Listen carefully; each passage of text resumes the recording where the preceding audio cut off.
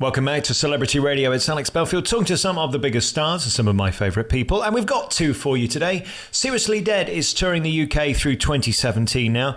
It's a hilarious farce written by Leah Bell and starring Crissy Rock. And I'm delighted to say they both join us this evening here at the Mansfield Palace. How are you both doing? I'm absolutely fine. Oh, I'm fantastic, considering lovely Leah's done all the driving today, so I'm a bit more refreshed.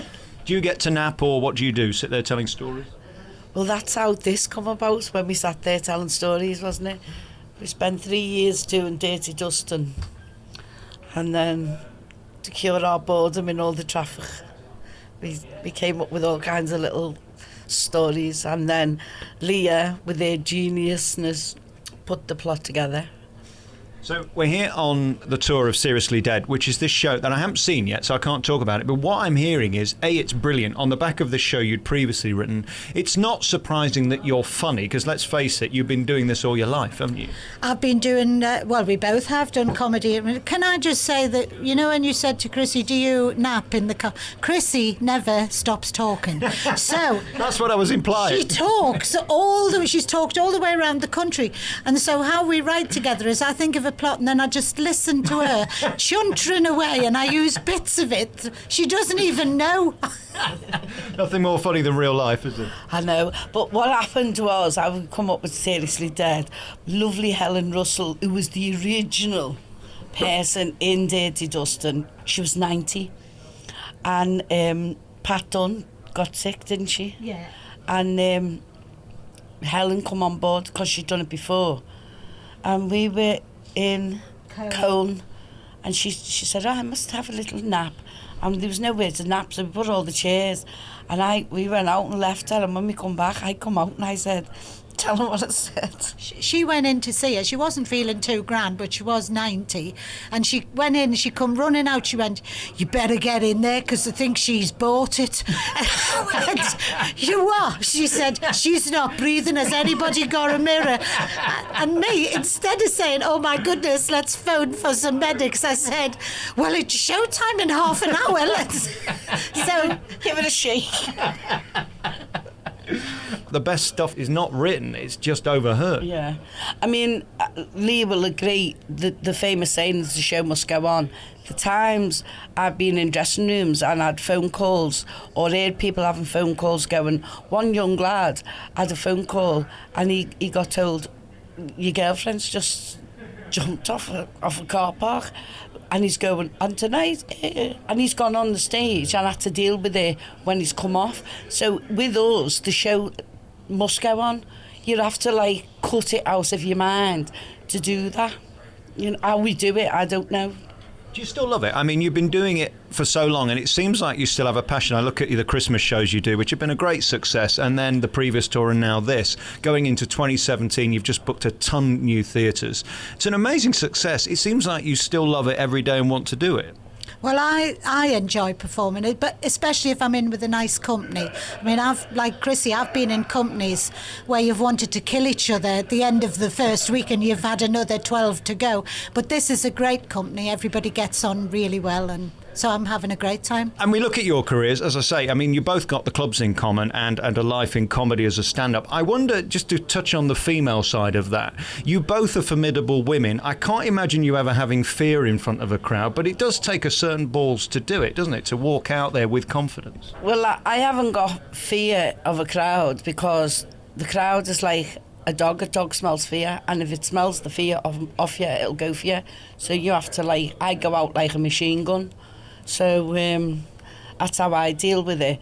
But the thing is, when Leah approached me for Dirty Dustin, a lot of people were like, well, you're both comics and you're both this. But we both have, well, I've got a lot of respect because when we do Dirty Dustin and Leah does this fabulous monologue type thing, I love sitting back, listening to her, and that's the beauty of, I've got no want to think I want to be as funny as her, so we give each other that space, where that is rare in comedy, because some comics are very jealous of each other. It's like when Leah's funny, I step back, and when it's my turn, we don't approach each other's space, and I think that's how we both get on as well, because there's nothing there. We need each other. It's like a ballast of a boat. She needs to do her bit, and for me. So I think Leah took a gamble on taking me on, because a lot of people warned her, but she come to me at the end of it and said, how wrong were they? And I was quite proud of that, what she said. What a lovely compliment. How do you know then? I mean, you've got 5 parts to cast, 6, whatever it is in a show, and then you've got the pick of the crop, because everybody's available these days. How do you choose whether it's Fraser, whether it's Billy, whether it's Crissy? Well, a big part of it for me is obviously the people have got to be capable of doing the part, but they also have to be a nice person. Divas are not allowed in this company because we don't tolerate it at all. Well, also, it's distracting and it's time-consuming, isn't it? If you're wasting energy doing that, taking away from the play, at the end of it, it's just going to be miserable. I can't be bothered to walk on eggshells anymore. I've done that, and I'm not doing it anymore. I don't blame you. And then we look at the script. How do you know you're funny? Well, I was just thinking before when you said about, being nervous to go on stage. I never thought about that before, but I will bear it in mind next time I'm going on. I don't want to put you off. But for most people, they say standing in front of a crowd is the most terrifying thing you can ever do in life, yet you do it for a living and so capably. That is odd, you know that. Well, the thing is, it's my sister who runs the office for me, all this administration, which she does for me. She always says to me that the little chink in your personality that tells you it's okay to do that is also the chink that might make you do something just not quite the right thing to do. It's a fine line, isn't it? It's a fine line. Hopefully we're on the right side of that line. So, as I was saying when we done Dirty Dustin, if someone picked that up again, they couldn't do it like us, because we completely revamped it, didn't we? Yeah. Well, Ed Woff and Trevor Wood wrote it, and then when I got the script, I hacked it to death. And then the last time Ed came to see it, I came off and I said, "Hi Ed, did you enjoy it?" He said, "I loved it. I didn't recognise it, but I did love it." So that's fantastic. And in terms of the cast being recognisable, you've got a stellar cast here. Of course, we know you from Benidorm, we know Billy from pantomime and comedy, Fraser from Emmerdale. Is that important as well? You can have the greatest play on earth, but people have to know who you are to come out and buy a ticket, because it's difficult out there to sell tickets. They have to know who you are, but when they do get there, you have to deliver the goods. That's what I think. And then you get a reputation. I tell you, the best way of getting the word about is word of mouth. And that's clearly what's happened with this show. Just so people know, Seriously Dead, this is a story centred around a coffin. Only because we had one. No, it's actually, I'll tell you what I think it is, because we've all got a different take on what it is. I think it's a love story between Billy and Thelma. Thelma, who starts off dead, but can't get through the pearly gates because she's arrived too early, but she's in love with Billy, so she's not bothered about hanging around waiting for him. That's what it's about. And one by one, we all sounds like the story of my career, Crissy. We all meet our maker. in various ways. All through the number 17 bus. How long were you working on it to the point where you went, it's done, we'll leave it? Or are you still craft? At least a day and a half. Maybe after 2 days rehearsal. No, we've been working on it and, discussing it for 18 months. And all those, I've got piles and piles of notes and bits, and Crissy sends you notes on the back of fag packets and everything, and then I just sift through them and put it together. I'm more organised than she is.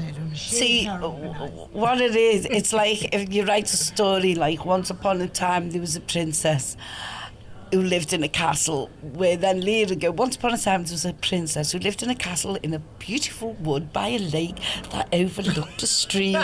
So she has finesse. That's what she has the finesse and the English grammar. Now what she says, I know some jokes and she knows where to put the commas. And the full stops. But it works. I mean, this is the second one that's been a hit. I guess you can do as many of these as you want, because word will spread and they'll keep coming back as long as the work's good. Well, the actual writing of it and the production of it, it's my company that does the production, it's very difficult to get it all together. And then we did the rehearsals and the first time staging, which is all bit mind-blowing. And we did the first night, and it was a rip-roaring success. And as we walked off, Madam went, "Will we write on the next one?" I went, "Oh, get lost, Crissy." We are writing another one. But Mike Redway wrote the music, and every time he comes to see us, he cries. And every night he phones Leah up and goes, "Oh, Leah, what was it like tonight?" The music he's done amazing, hasn't he? Yeah. And they sing a lovely love song, and we all stand at the back, we're nearly crying. It's so lovely to see that you're having such fun and enjoying it, because there are so many people on these tours, big productions, that are utterly miserable. And it seems like you can play with it and have fun with it, which is really the key to show business. Can't wait to get in the A theatres, can we? No. Because we're going to have the gates swung in. Instead of wheeled on with the ramp. I guess that's part of the joy of it as well. Listen, if you ever need a stiff for next year or anything, I'm one of the best in the business, by the way. Who could refuse that offer? Oh, it's been written in many a dressing room. Ladies, thank you so much. Leah Bell and Crissy Rock, two of my favourite people. Thank you so much. Thank you.